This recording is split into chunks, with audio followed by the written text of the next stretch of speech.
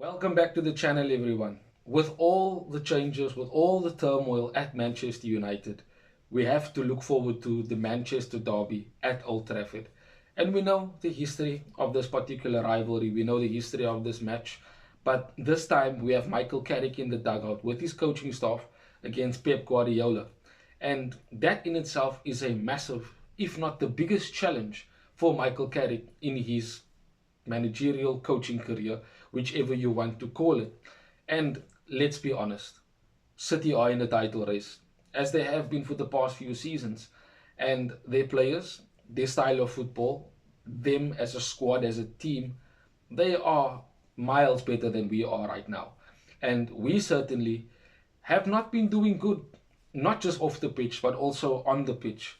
We had a draw in our last game. We out of the FA Cup. We lost as well in the league. We haven't won in, I think, 6 games now in the Premier League. So it certainly is a difficult time.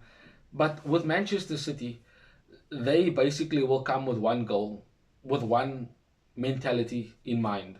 And that is to come to Old Trafford and do what they do: dominate on the ball, be aggressive, and of course, score the goals that we know that they can.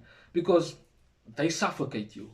They will look to push you into your defensive third, and of course, continue to pepper your goal until they break you down and they score. And with all their rotations around the pitch, where players move inside, outside, whether you're covering, whether you're making runs, third man runs, these things all happen simultaneously, and that is why and how they tend to dominate football games every single time. Now, we know the type of football Pep Guardiola is going to play. We know the domination in terms of possession. We know how good they can be in tight spaces, but we need to be better. And because we are playing at Old Trafford, that doesn't mean that we will be able to dominate on the ball against Manchester City. And that is where the challenge comes in for Michael Carrick. The way we have defended recently hasn't been good enough. And this goes back to when Ruben Amorim was still here with his 3-2-4-1 or his 3-5-2 or his 3-4-3. That simply left us with so many holes in the back line. So many times we got exposed against smaller teams who just basically knew to pop it in behind and then, go from there. And the mistakes that we make are not necessarily mistakes that continue to happen because of not being good enough. The mistakes we make are literal errors that are made by amateurs, made by schoolboys. And that is where we find the issues that we do. Now, you would expect Michael Carrick to come in, and of course, he only plays 2 to 3 formations. He'll either go in a 4-2-3-1, which is his most favored formation. Of course, that can go into a hybrid of a 4-3-3. But there are times when you have the ball, and you might see it against City, where when we have the ball in possession, we'll go into a 3-5-2, thus having the likes of every player filling a space in the attacking third, in Man City's defensive third. We know that if we put the right players in place, then we can be a danger. But it's kind of similar to how Pep Guardiola plays. He plays in a 4-3-3, and when his team does have the ball, we know that the left and right back squeeze into the middle, they make a box around Rodri, and basically they become a 3-5-2 that basically allows them to have up to 7 players in attack at times, especially when they are playing against a team that will be sitting back. So against us, we cannot look to sit too deep, because that is when City will look to have fun on the ball. We need to be in a mid block, thus still being able to be a bit up the pitch, not being too deep, but also closing that midfield area where City wants to dominate. And yes, they have the players on the wing, with now, of course, Semenyo joining them. They have players on the wing that can beat, defenders on any given day. But if they do go wide, they will be forced to cross balls into the box, which is where we basically can have a bit of a strength. The likes of Maguire on the bench coming on in the second half can basically be an asset if City looks to play that type of football when they are maybe chasing a goal, or, of course, trying to score another. You of course know that if we have a much more compact midfield, it becomes much more difficult for City to play through the midfield and through our lines if we are in a mid block and also quite compact in order to push them wide and then expect balls coming into the box, because we have Lamens in goal who's quite good at claiming crosses, very, very dominant in his box in terms of his handling and also his communication. So that would play into Lemons' hands if we can move City into a position where they are just forced to cross the ball into the box or play long balls into the box, which I think we definitely can deal with. It's those small, intricate passes and the movement by players in and around our defense that would be our Achilles heel, like it has been in recent games. Now, as I said, Michael Carrick will come with a 4-2-3-1, and this is where I think the changes will be made. You obviously will start Lemons in goal.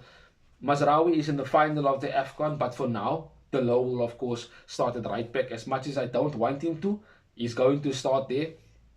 And then of course for me, I want to have Heaven and Martinez play together because they've played a bit more games together than Martinez and Euro. And it's not to say that Euro cannot play alongside Martinez. There is a bit of a communication factor there, but Heaven and Martinez have more games together, and I think the two of them should be playing alongside each other. And in the second half, Maguire can perhaps come on, Lenny Yoro can come on in the second half as well, just to consolidate that particular defensive area.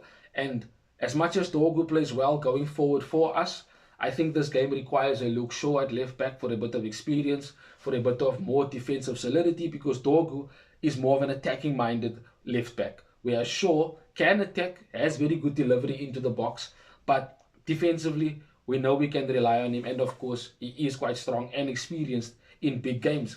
Now the midfield for me, I would want to go with Mainu and Casemiro as the two. Now whether you start Ugarte or Casemiro, you will always have a deficiency. With Casemiro, it's the legs. He ain't gonna run around as much as he wants to and as much as he can.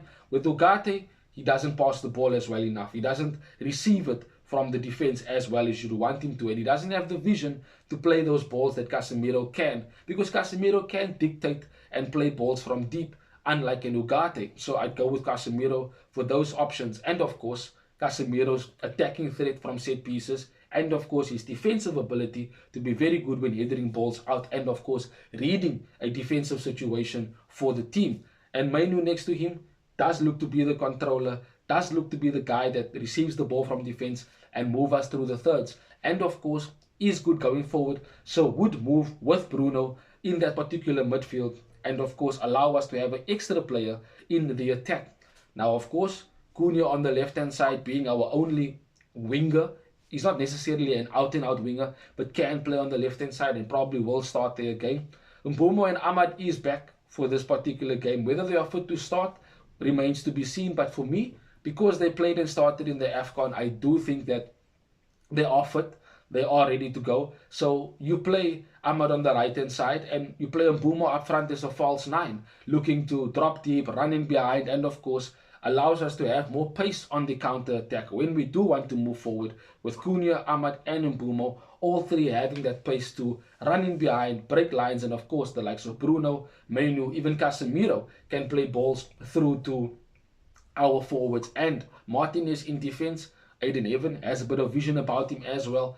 They can be found when we do try to attack quickly and find and pick our moments to do so. And the reason why I didn't start Sesko is because that allows you with a bit of a player to come on in the second half to change the game, another attacker, another player that can win balls in the air. If we are looking to go route one, then in the second half you can bring on Benjamin Sesko for that. So it allows you to have a bit of options on the bench when you do choose to do that. And I think Michael Carrick will be going with this particular team. It is the Manchester Derby.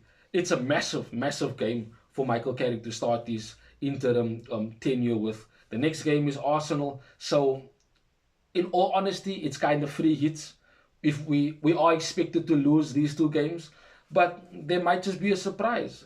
It seems like every time the United players have a big game, play against the likes of Arsenal, City, Liverpool, etc., we tend to turn up, we tend to have good performances and find ourselves in very good games where we either were supposed to win it or we ended up winning the game. So I am excited for the game, nervous. In my mind, I do think we lose, but anything can happen in football, and who knows? Maybe we again turn up. Maybe Michael Carrick's, appearance at Old Trafford. Maybe the crowd is up for it. Maybe all of that works together. Maybe the players, find a bit of solace, find some peace, find some motivation, which they should be doing in any case. But maybe we actually do end up having a good result in this game against City. But all in all, the expectancy is, the reality of it is, City can win us, and they have shown in the past to win us comfortably at Old Trafford also. But it is a tough game, and I do think that it is going to be a difficult time ahead now from now until the end of the season. But what way to start it than a Manchester derby? But let me know in the comment section who you think Michael Carrick will start, what you think, how do you think he will approach this particular game, and of course, who you would want to come in as manager, which is something else we'll also talk about later on as the months goes on, as the names come up. But we'll speak about all of that here on the Red Devils Talk. Subscribe to the channel if you have done so. And of course, I do love and appreciate those that do support the channel already. Have a wonderful weekend. Enjoy the Manchester derby. Till we see each other again soon in the next one. Bye-bye, Red Devils. Thanks for watching. If you want more content on Manchester United, like, share and subscribe.